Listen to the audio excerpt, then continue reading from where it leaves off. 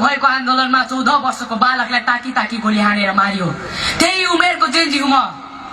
यहाँ उपस्थित आमा बाबा दाजुभाइ तथा दिदीबहिनीहरू साथै जेन्जी मित्रहरू, म जेन्जी अञ्जयको तर्फबाट नमस्कार। आज म यो ठाउँमा आएर बोलिरहेको छु, तर मेरो कुनै इच्छा थिएन। यहाँ आएर बोल्ने मेरो कुनै इच्छा थिएन, चाहना थिएन, तर देशको विषम परिस्थितिले मलाई यहाँ आएर बोल्ने बाध्य बनायो मलाई यहाँ आएर बोल्नु। त्यसैले आज म यो ठाउँमा आएर उभिएर बोलिरहेको छु केवल परिवर्तनको लागि। भन्लान् यो बच्चाले यहाँ आएर बोल्दैमा के परिवर्तन आउँछ त? हो, म बच्चाले यहाँ आएर बोल्दैन, पक्कै पनि परिवर्तन आउँदैन। तर जसरी थोपा थोपा मिलेर सागर बन्छ, एक दियोले लाखौं दियो जल्छ। त्यसैले म पनि एक थोपा, म पनि एक दियो भन्दैछु, ताकि एक एक गरी हजारौं मिलेर यो देश निर्माण गर्न सकौं। हिजोको दिन भएको आन्दोलनमा कैयौंको अङ्गभङ्ग भयो। एकजना विद्यार्थीले विद्यालय पोसाकमा ज्यानको आहुति दिनु पर्यो, तर पनि के अझै परिवर्तन आएको छ? त्यसैले सरकारलाई के भन्छु भने मैले बोलेको यो आवाज मेरो आवाज मात्र होइन, यो आवाज घाइतेको आवाज पनि हो, यो आवाज शहीदको आवाज पनि हो। त्यसैले यो आवाजलाई दबाउने कोसिस नगरियोस्। म खबरदार गर्छु, जेन्जीको भावनामाथि खेलवाड नगरियोस्, जेन्जीको भावनामाथि खेलवाड नगरियोस्।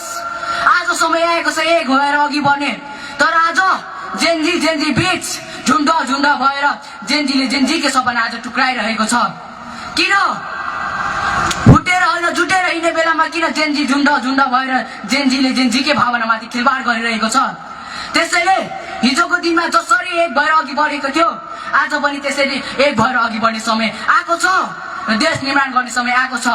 हजुरहरूलाई लाग्न सक्छ यो सानो बच्चालाई कसले नियन्त्रण गरिरहेछ, यसलाई कसैले प्रयोग गरिरहेछ, पक्कै पनि आफै त उभिएको होइन, यो कसैले यसलाई रटाइरहेछ।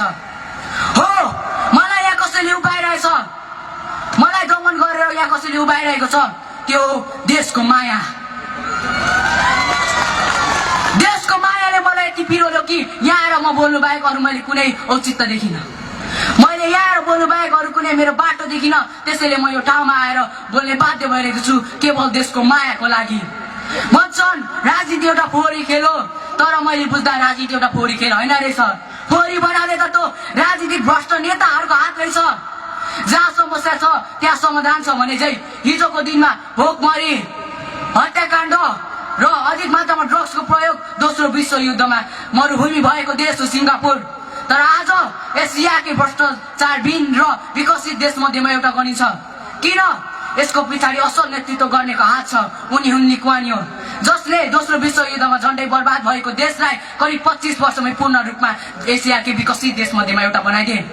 तर जसरी इतिहासमा सिङ्गापुरको हालत भयो त्यस्तो त नेपालको भएको छैन नि।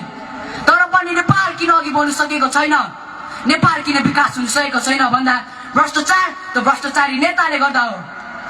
हामीलाई थाहा छ भ्रष्टाचारी नेताले हाम्रो देश लुटेर देश बेचेर खाएको छ, तर पनि हामी केही रकम र मासु भातको लोभमा त्यही भ्रष्टाचार र भ्रष्टाचारी नेतालाई भोट दिन्छौँ। म अवगत गराउँछु कि यदि फेरि हामीले यस्तो गल्ती दोहोऱ्याएमा यसको असर हामीलाई मात्र होइन, हामी आउने भावी पुस्ता र यो देशलाई पनि पर्नेछ। त्यसैले यो देशकै खातिर भए पनि हामी अघि बढ्नै पर्छ। भन्लान् यो बच्चाले राजनीतिको बारेमा के बुझेको छ र यसको उमेर हैसियत छैन बोल्ने। हो, भले मैले मेरो उमेर हैसियत छैन होला बोल्ने, भले मैले राजनीतिको बारेमा बुझेको छुइनँ होला, तर यदि त्यो भ्रष्टहरूको मुटुमा र मेरो हृदयमा देशप्रति कसको बढी माया छ भनेर जोग्ने नै हो भने मेरो मुटुमा देशप्रति बढी माया हुनुपर्नेछ।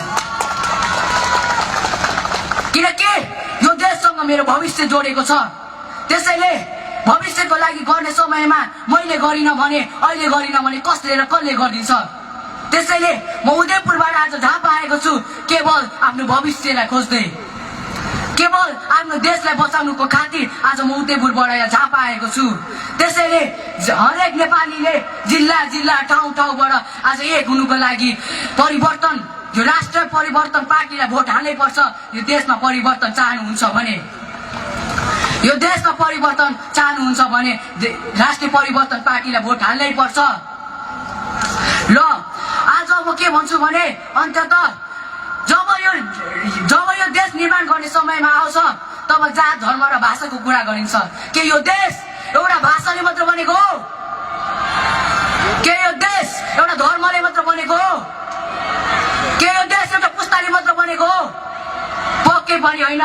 त्यो 23 र 24 गते भएको आन्दोलनमा जेनजी मात्र ढलेको थिएन।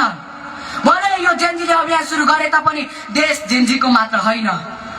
त्यसैले सबैले आएर यो देश निर्माण गर्नुपर्छ। हिमाल पहाड तराई छैन नेपालमा कोही पराई, एक भएर परिवर्तन ल्याऊ, भ्रष्टाचारलाई मेटाए। धन्यवाद। जय नेपाल, जय परिवर्तन।